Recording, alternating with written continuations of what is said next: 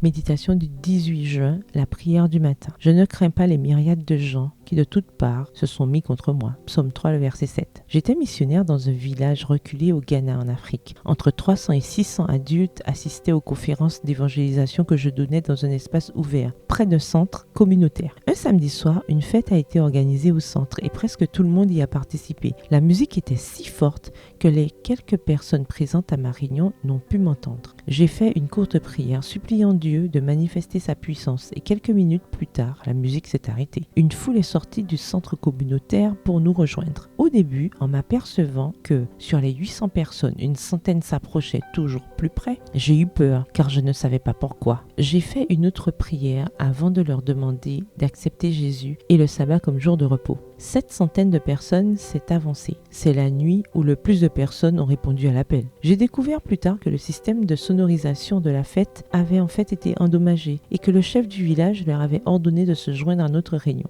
La prière est le moyen prescrit par le ciel pour vaincre dans la lutte contre le péché et pour cultiver le caractère chrétien. Le psaume 3 a été composé par David alors qu'il fuyait son fils Absalom. Épuisé de chagrin et de fatigue, il s'était arrêté avec ses compagnons pour prendre quelques heures de repos au bord du Jourdain. On l'a réveillé pour le presser de poursuivre sa fuite. Dans l'obscurité, hommes, femmes et enfants devaient traverser le fleuve profond et rapide car le fils infidèle était à leur trousse. C'est alors que David a entonné les strophes de ce psaume. Je me couche et je m'endors, je me réveille car l'Éternel me soutient. Je ne crains pas les myriades de personnes qui de toutes parts se sont mis contre moi. Psaume 3, les versets 6 à 7. Ainsi, ce psaume est appelé prière matinale de confiance en Dieu. Il se compose de 4 strophes. Premièrement, le danger présent au verset 2 à 3. Deuxièmement, le souvenir du secours reçu dans le passé, versets 4 à 5. Troisièmement, le sentiment de sécurité au milieu du danger présent, versets 6 à 7. Et quatrièmement, la prière pour triompher des ennemis, au verset 8. Ce poème se termine sur une exclamation de confiance et une prière pour que Dieu bénisse son peuple, au verset 9. En son milieu, il y a un changement soudain et drastique. David passe de la lassitude et de la dépression de la nuit à la confiance et à la foi triomphante du nouveau matin. On raconte que pendant la guerre de religion en France, les Huguenots de l'armée de Condé auraient chanté ce psaume lors de la relève de la garde. Rendez à Satan la peur qu'il tente de vous imposer. À l'ouïe de la prière fervente, toute l'armée de l'adversaire est saisie d'effroi. Bonne journée, que l'Éternel vous bénisse.